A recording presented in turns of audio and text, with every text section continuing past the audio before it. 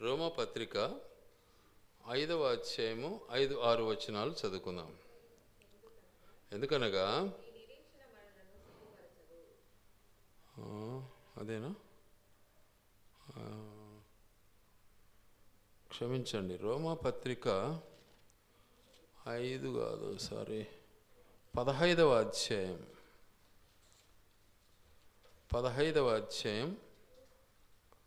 5-6 వచనాలు.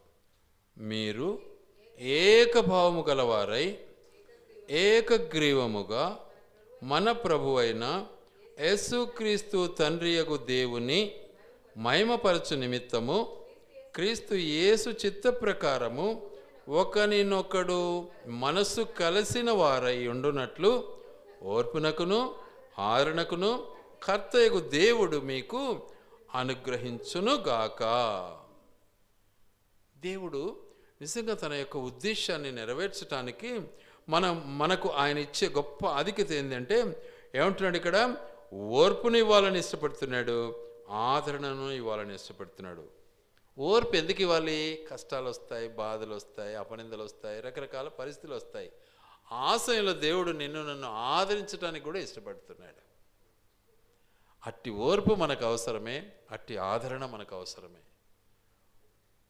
ఆదరించేవాళ్ళు కొంచెం పలకరింపు చేస్తే కొంచెం బాగుంటుంది అంటారు కదా.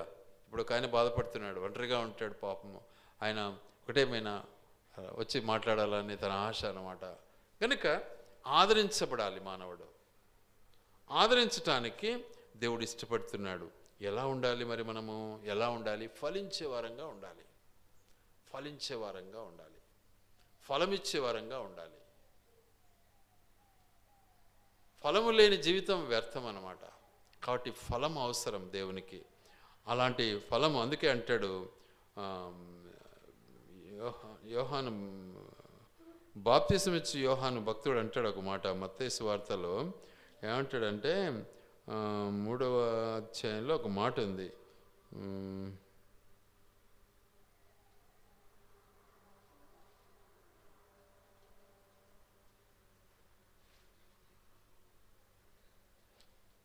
అబ్రహాము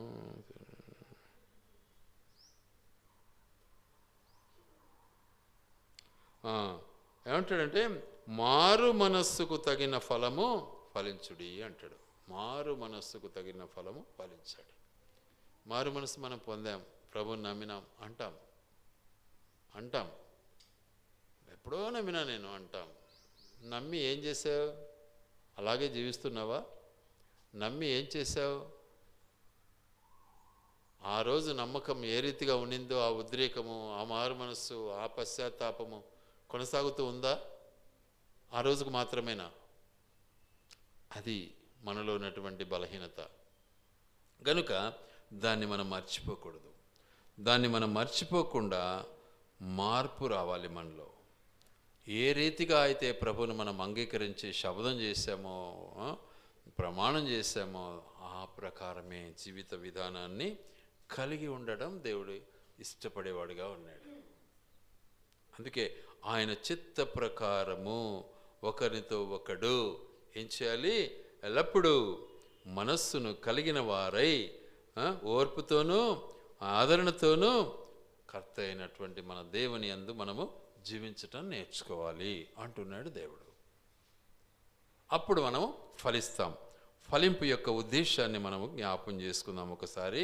రోమపత్రిక 7వ అధ్యాయము 4వ వచనం. రోమపత్రిక 7వ అధ్యాయము 4వ వచనం ఏమంటున్నాడు? కావున నా సహోదరులారా, మనము దేవుని కొరకు ఫలమును ఫలించునట్లు మృతులలో నుండి లేపబడిన క్రీస్తు అను వేరొకని చేరుటకై మీరును ఆయన శరీరము ద్వారా ధర్మశాస్త్రము నిమిత్తమై మృతులైతిరి. ధర్మశాస్త్రాన్ని మనం అనుసరించాలి అంటే మన చేత కాదు, మన అబ్బగారి చేత కూడా కాదు. కానీ ఆ ధర్మశాస్త్రాన్ని నెరవేర్చినటువంటి యేసును మనం అనుసరిస్తే చాలు. ధర్మశాస్త్రాన్ని అనుసరించాడు, పంటికి పన్ను, కాలుకి కాలు, చెవికి చెవి, ప్రాణానికి ప్రాణం పెట్టాడు. పెట్టి మనకు విడుదలిచ్చాడు, మనకు నిరీక్షణ ఇచ్చాడు, మనకు మారు మనసునిచ్చాడు, మనకు రక్షణ ఇచ్చాడు, ప్రత్యేకతనిచ్చాడు. ఆయన్ని మనం అనుసరించాలి. అది దేవుని యందు మన జీవితాలను మనము అనుసరించాలి. అందుకే ఇక్కడ చాలా స్పష్టంగా అంటున్నాడు. ఏమంటున్నాడు? కావున నా సహోదరులారా, మనం దేవుని కొరకు ఫలములను ఫలించినట్లు మృతులలో నుండి లేపబడిన క్రీస్తు అను వేరొకని చేరుటకై మీరును ఆయన శరీరము ద్వారా ధర్మశాస్త్రం విషయమై మృతులైతిరి. ధర్మశాస్త్రానుసారంగా అయితే మనం ఏం లేదు, చనిపోయిన జీవితమే మనది. క్రీస్తు యేసునందు పునరుత్థానాన్ని దేవుడు మనకి ఇచ్చాడు. పాతి పెట్టబడ్డాము, పునరుత్థానాన్ని మనకి ఇచ్చాడు. అందుకే బాప్తిసము చాలా అవసరము. దాన్ని మనకు సాదృశ్యానుసారంగా దేవుడు మనకి ఇచ్చాడు, నీటి బాప్తిస్మం. గనుక అట్టి బాప్తిస్మాన్ని మనం ఎల్లప్పుడూ కూడా కలిగి ఉండాలి అన్నదే దేవుని యొక్క ముఖ్య ఉద్దేశం. అందుకనే ఏదైతే మనము చేస్తామో దాన్ని బట్టి ప్రతిఫలము పొందుతాం. విత్తనము అంటే ప్రతిఫలాన్ని ఆశిస్తామా లేదా? ఆ రీతిగా చూడండి దయచేసి కొరింథీ రెండవ పత్రిక 9వ అధ్యాయము 10వ వచనం చదువుకుందాం. 9వ అధ్యాయము 10వ వచనం. విత్తువానికి విత్తనమును తినుటకు ఆహారమును దయచే దేవుడు మీకు విత్తనము దయచేసి విస్తరింపచేసి మీరు ప్రతి విషయములో పూర్ణౌదార్య భాగ్యము గలవారై ఉన్నట్లు మీ నీతి ఫలములు వృద్ధి పొందించును. ఆయన పైన మనం ఆధారపడితే, ఆయన వైపు మనం చూస్తే, ఆయనలో మనం జీవించినట్లయితే, ఆయన ప్రకారం మనం నడుచుకున్నట్లయితే, ఆయన చిత్తానుసారంగా మనం నడుచుకున్నట్లయితే మన బ్రతుకు ఏమవుతుంది? పూర్ణోద్ధార భాగ్యము కలిగినటువంటి వారమై ఎల్లప్పుడూ కూడా సంపూర్ణ హృదయులమై అంటాడు. ఏమైతే మనము నీతి ఫలములను వృద్ధి పొందించే జీవితం కలిగి ఉంటాము, ఇతరులకు మాదిరిగా ఉంటాము. ఇతరులు మనం చూసినప్పుడు వాళ్ళ హృదయాలు కూడా ఏమైపోతాయి? ప్రభు వైపు త్రిప్పబడతాయి. అలాంటి జీవితం కావాలి. ఈరోజు మాటలు బాగా నేర్చుకున్నారు ప్రజలు, క్రియ చూపడంలో ఎవరు కూడా మాటలు బాగా నేర్చుకున్నారు, తీయగా మాట్లాడతారు. ఆ తీయటి మాటలకు బోల్టా పడతారు అందరు కూడా, ఇబ్బంది ఏం లేదు. కానీ పాపం పెంచుకుంటున్నారు, ఏం ప్రయోజనం లేదు దానివల్ల. యథార్థత తీయటి మాటలు మాట్లాడదు, యథార్థత ఒకరిని దువ్వదు, యథార్థంగా ప్రవర్తిస్తుంది, కరెక్ట్గా ప్రవర్తిస్తుంది. దాన్ని క్రమశిక్షణ అంటారు. అది లేక ఈరోజు పూత పూసేది మాటలు కలుపుకుంటే, అబ్బా మలేవాడు, మంచివాడు, చాలా నీతిపరుడు, ఉన్నది ఉన్నట్లు మాడితే వీడు చెడ్డోడు, వాడు చెడ్డోడు. ఇంకా యేసయ్య కూడా చెడ్డోడే కదా. అయితే మరి యేసయ్య మంచోడు ఏమన్నా? పెద్ద మోసం కదా ఇది. యేసయ్య మంచోడే, యేసయ్యను అనుసరించేవాడు చెడ్డోడు అవుతాడు. ఏం తీర్పు? కాబట్టి మన బ్రతుకును ఒకసారి మనం పరిశీలించుకోవడం నేర్చుకోవాలి. అందుకనే వాక్యం సెలవిస్తున్న మాట ఎలా ఉంటుంది అంటే, ఫిలిప్పీలకు రాసినటువంటి పత్రిక 1వ అధ్యాయము 9, 10, 11 కలిసి ఉన్నాయి, చదువుకుందాం. మీరు శ్రేష్టమైన కార్యములను వివేచింపగలవారగుటకు మీ ప్రేమ తెలివితోనూ సకల విధములైన అనుభవ జ్ఞానంతోనూ కూడినదై. ఎలా ఉండాలి? ప్రేమ అంటే తగ్గింపు స్వభావము, లోబడే స్వభావము. ఎలా ఉండాలంటున్నాడు? అనుభవ జ్ఞానం కలిగినటువంటి జీవితం కావాలి, అనుసరించినటువంటి క్రియాపూర్వకమైనటువంటి జీవితం కావాలి. అనుభవం అవసరం, మాటలు కాదు, చెత్త మాటలు కాదు, క్రియతో కూడిన మాటలు కావాలి. అనుభవ జ్ఞానము గలవారై కూడుకొనిదై అంతకంతకు అభివృద్ధి పొందవలననియు, ఇందువలన దేవునికి మహిమయు స్తోత్రమును కలుగునట్లు మీరు యేసు క్రీస్తు వలననైన నీతి ఫలములతో నిండుకొనిన వారై క్రీస్తు దినమునకు నిష్కపటులను నిర్దోషులను కావాలననియు ప్రార్థించుచున్నాము అంటున్నాడు పౌలు గారు. మనం ఆ రీతిగా ఉండాలనేది దేవుని యొక్క ఉద్దేశం. కాబట్టి అనుభవం కావాలి దేవునికి. అనుభవం లేకుండా ఏం ప్రయోజనం లే. సఫర్ కావాలా? దేవుని యందు జీవించడం నేర్చుకోవాలి అంటే ప్రయాసపడాలి, ప్రయాసం అవసరం. ప్రయాసం లేకుండా ఏది కూడా జరగదు. గనుక అట్టి ప్రయాసాన్ని మనం అనుభవిస్తే మన దేవుడు మనల్ని ఆశీర్వదించడానికి ఇష్టపడతాడు. మన దేవుడు మనల్ని మన యందు సంతోషించడానికి ఇష్టపడతాడు. కాబట్టి ఏమంటాడు? 4వ అధ్యాయం 17వ వచనంలో ఒక మాట అంటాడు. 4వ అధ్యాయం 17వ వచనం, కాబట్టి నేను ఈవిని అపేక్షించి ఇలాగ చెప్పడం లేదు, కానీ మీ లెక్కకు విస్తార ఫలము రావాలనని అపేక్షించి చెప్పుచున్నాను. ఏమంటున్నాడు? ఈవిని గురించి కాదు సహోదరులారా ఏమంటున్నాడు? మీరు నన్ను పోలి నడుచుకొనవలెను. మళ్ళీ ఏమంటున్నాడు? మేము మీకు మాదిరి అయి ఉన్న ప్రకారము నడుచుకుని వారిని గురిపెట్టి చూడండి అంటున్నాడు. గురిపెట్టి చూడండి. ఎందుకంటే ఆ రీతిగా మనం నడుచుకున్నప్పుడే మన బ్రతుకు ధన్యమవుతుంది. అలా మనం నడుచుకోలేకపోతే, అందుకే ఒక మాట ఇక్కడ అన్నాడు కదా, 11వ అధ్యాయం కొరింథీ మొదటి పత్రికలో 1వ వచనంలో ఏమంటాడు? నేను క్రీస్తును పోలి నడుచుకొనుచున్న ప్రకారము మీరును నన్ను పోలి నడుచుకోండి. ఆ రీతిగా మనం నడుచుకున్నట్లయితే మనము ధన్యులమవుతాం. సహోదరులారా, అందుకే 3వ అధ్యాయం 17వ వచనంలో ఒక మాట అంటాడు, ఫిలిప్పీ పత్రిక, సహోదరులారా మీరు నన్ను పోలి నడుచుకోండి, మేము మీకు మాదిరి ఉన్న ప్రకారము నడుచుకుని వారిని గురిపెట్టి చూడండి. అనేకులు క్రీస్తు శిలువకు శత్రువులుగా నడుచుకొనుచున్నారు. వీరిని గూర్చి మీతో అనేక పర్యాయములు చెప్పి ఇప్పుడును ఏడ్చుచూ చెప్పుచున్నాను. నాశనమే వారి అంతము, వారి కడుపే వారి దేవుడు. చూసారా? నాశనమే వారి అంతము, వారి కడుపే వారి దేవుడు. ఈ రోజుల్లో వాస్తవానికి చెప్పాలి అంటే కొన్ని ఫంక్షన్స్, కొన్ని మీటింగ్స్ ఎలా ఉంటాయంటే భక్తి కోసమే ఉంటుంది. ఏదో పోతే కొంచెం గిఫ్ట్, లేకపోతే ఏదైనా కొంచెం కానుక, అన్నం ఫుల్గా పెడతారు, అన్ని మంచి అన్నం పెడతారు, భోజనం ఆ టైప్లో తయారైపోయినారు ఇప్పుడు. కాబట్టి అట్టి స్థితికి మనం లోను కాకుండా, మనం బానిసలం కాకుండా, ప్రభువులో మనం కొనసాగు నిమిత్తమై దేవుడు మనకిచ్చినటువంటి ఆధిక్యతను బట్టి ప్రభువునందు మనం జీవించే వారంగా దేవుని యందు మనం జీవించాలి. దేవుని యందు మనం జీవించినప్పుడు మనము ధన్యులమవుతాము అంటున్నాడు దేవుడు. దేవుని వాక్యానుసారంగా మనం బ్రతకడం నేర్చుకోవాలా. ఎవడో చెప్తే విని, వాని మాటలు విని వానికి లోబడి మిగతా వాళ్ళనంతా విమర్శిస్తానంటాం. కాదు, దానివల్ల ఏం ప్రయోజనం లేదు. మనకు వాక్యం సెలవిస్తూ ఉంది. ప్రతి మాట, ప్రతి క్రియ, ప్రతి విషయం కూడా దేవుడు మనతో మాట్లాడుతూ ఉంటాడు. వాక్యం చదవాలి.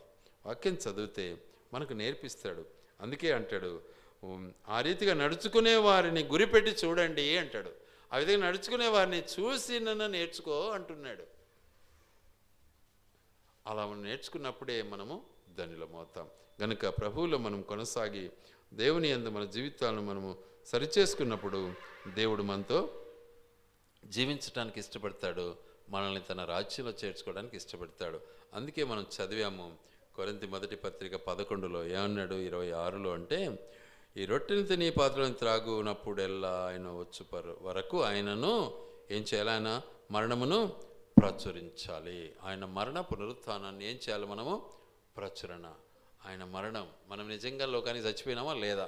లోకం నుంచి మనం దూరం అయినామా లేదా? లోకాన్ని విడిచామా లేదా? అది అవసరం చాలా. నువ్వు లోకాన్ని విడవకుండా నేను కూడా ప్రభువుని నమ్మినాను అని ఎందుకు వేషధారితనం మనకు? దానివల్ల నష్టమేది కానీ ఆదాయం ఉండదు. దానివల్ల మన జీవితము ధన్యకరం కాదు. గనుక ప్రభువులో మనం కొనసాగు నిమిత్తమై ఎల్లప్పుడూ కూడా తన మరణాన్ని మనము ప్రచురము చేసేవారంగా ఉండాలి. ఆయన పునరుత్థాన్ని. అందుకే నెక్స్ట్ వర్డ్ ఏమంటాడంటే, అయోగ్యముగా ప్రభు యొక్క రొట్టెను తీసుకోకూడదు, అయోగ్యముగా ప్రభు యొక్క రక్తాన్ని మనము త్రాగకూడదు. అందుకే తను తాను పరీక్షించుకొని ఆ పాత్రలోనిది త్రాగడం నేర్చుకోవాలి. తను తాను పరీక్షించుకొని ఆ పాత్రలోనిది త్రాగాలి. పరీక్షించుకోవాలి. పరీక్షించుకోకుండా నాకన్నీ తెలుసులే, నేను నీళ్ళలో మునిగి తేలని అనుకుంటే మాత్రము నష్టపోతాము. దేవుడు అది చెప్తున్నాడు. కింద నష్టాలన్నీ ఉన్నాయి. 28 తర్వాత రాయబడిన మాటలు చదివితే చాలా బాధాకరం. అవి చూసుకోండి ఒకసారి, మనకేమైనా వర్తిస్తాయేమో ఒకసారి జ్ఞాపం చేసుకోండి. ఎందుకంటే వాటి నుంచి మనం తప్పించుకోవాలి అంటే అనుభవ జ్ఞానం కావాలి, అనుభవం కావాలి, జ్ఞానోదయం కలిగి జీవించాలి, ప్రభు యొక్క క్రియలలో మనం పాలివారం కావాలి, దేవుని యందు మనం జీవించడం నేర్చుకోవాలి. అందుకే వాక్యం సెలవిస్తున్న మాట ఏంటంటే, కొలస్సీలకు రాసిన పత్రిక, ముగిస్తాను తొందరలోనే, కొలస్సీలకు రాసిన పత్రిక 1వ అధ్యాయము 9 నుంచి 12 అంతా కలిసే ఉంది, 1వ వచనంగా చదువుకుందాం. అందుచేత ఈ సంగతి వినిన నాటి నుండి మేమును మీ నిమిత్తం ప్రార్థన చేయొచ్చు మానక మీరు వినాలి, మీరు సంపూర్ణ జ్ఞానమును ఆత్మ సంబంధమైన వివేకమును గలవారును ఆయన చిత్తమును పూర్ణముగా గ్రహించిన వారునై ప్రతి సత్కార్యములో సఫలులగుచు దేవుని విషయమైన జ్ఞానమందు అభివృద్ధి పొందుచు అన్ని విషయములలో ప్రభువును సంతోషపెట్టునట్లు ఆయనకు తగినట్టుగా నడుచుకొనవలననియు ఆనందముతో కూడిన పూర్ణమైన ఓర్పును దీర్ఘశాంతమును కనపరుచున్నట్లు ఆయన మహిమ శక్తిని బట్టి సంపూర్ణ బలముతో బలపరచబడవలనని తేజోవాసులైన పరిశుద్ధుల స్వాస్థ్యములో పాలివారమగుటకు మనలను పవిత్రులుగా చేసిన తండ్రికి మీరు కృతజ్ఞతాస్తుతులు చెల్లింపవలననియు దేవుని బ్రతిమాలు కొనుచున్నాము. పాలివారము కావాలి, ఆయన యొక్క శక్తిని బట్టి పరిపూర్ణలం కావాలి. ఆ తర్వాత ఆయనలో మరి ఆయనకు తగినట్టుగా మనం నడిచినటువంటి వారమై ఆయన ఆనందంలో మనం పాలివారం కావాలి. క్రియ, ఇదంతా క్రియనే, మాటలు కాదు, థియరీ కాదు, ఇది క్రియ. ఏ డాక్టర్ అయినా ఇంజనీర్ అయినా క్రియ లేకపోతే ఏం ప్రయోజనం? వట్టి థియరీ పనికి వస్తుందే ఆసుపత్రిలో? పనికిరాదు. కాబట్టి థియరీ చదివిన తర్వాత దాన్ని క్రియలో అనువాదం కావాలి, అప్పుడు మన జీవితాలు ధన్యమవుతాయి.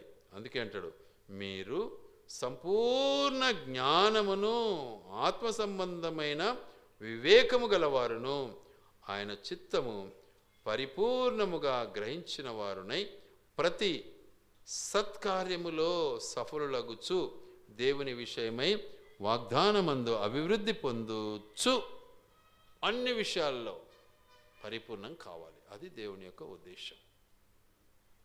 ఇందులో డబ్బు కాదు ముఖ్యం. డబ్బు లేదు కదా నాకు అక్కడ ఇటు చాలా, ఏ డబ్బు? నేను డబ్బుతో సేవ చేశానా? లేదే, డబ్బుతో చేయలే, నేను డబ్బు కోసం చేయలే, రెండులే నా దగ్గర. కాబట్టి మనం ప్రభు కోసం చేయాలి, ప్రభు ఇచ్చిన రక్షణను పంచుకోవాలి, ఆ పని చేయాలి మనం. ఈరోజు ప్రతి ఒక్కరు డబ్బు కోసం చేస్తున్నాడు. చూసుకోపు కావాలంటే 99% డబ్బు కోసం చేస్తున్నాడు మానవుడు. ఈరోజు సేవ చేసేవాడు కూడా జీతం తీసుకుంటున్నాడు. జీతం ఇస్తే ఎంత ఇస్తావు అంటున్నాడు. ఉద్యోగం ఇదేమన్నా సేవనా? కాబట్టి మనము ఆయనలో లీనం కావాలి. యేసు ప్రభు నిజంగా మన కొరకు ప్రాణమే ఇచ్చినాడు అంటే నువ్వేమిస్తున్నావు? నిన్ను ఆయన పోషించాడా? పోషిస్తాడు. కానీ ఆ పోషణ నీకు ఏం కాలే, సరిపడలే. ఎందుకంటే లోకాశలతో ఉన్నావు నువ్వు. కాబట్టి ఎక్స్ట్రా కావాలి. ఇక ఎక్స్ట్రా కోసం ఏం చేస్తావు? ప్రభువుని నమ్ముకుంటావు అంతే. ఈ రోజుల్లో వాళ్ళు చేసే పని అదే, ప్రభువుని నమ్ముకుంటున్నారు, సైతానికి లొంగిపోతూ ఉన్నారు. కాబట్టి గ్రహించాలండి ఈ సత్యం. ఈ సత్యాన్ని గ్రహించి మనల్ని మనం ఏం చేసుకోవాలా? మనల్ని మనము పరీక్షించుకోవాలి. ప్రతివాడును, అందుకే ఆయన అన్నాడు, ప్రతివాడును తను తాను పరీక్షించుకొనవలెను. అలాగు చేసి ఆ రొట్టెను తిని ఆ పాత్రలోనిది త్రాగవలెను అంటాడు. చూడు, కాబట్టి ప్రతి మనుషుడు తను తాను పరీక్షించుకొనవలెను, అలాగు చేసి ఆ రొట్టెను తిని ఆ పాత్రలోనిది త్రాగవలెను. అలాను చేయకపోతే నీ పరిస్థితి ఘోరంగానే ఉంటుంది, ఇందులో సందేహమే లేదు. కాబట్టి అట్టి స్థితికి లోను కాకుండా దేవుని ఆజ్ఞను బట్టి మనము ఫలించే వారంగా ఉందాం. దేవుని నామాన్ని గణపరచుదాం, తండ్రి నామాన్ని మహిమపరచుదాం. దేవుడి మాటలు ఆయన వెనికిడిలో దీవించి ఆశీర్వదించునుగాక.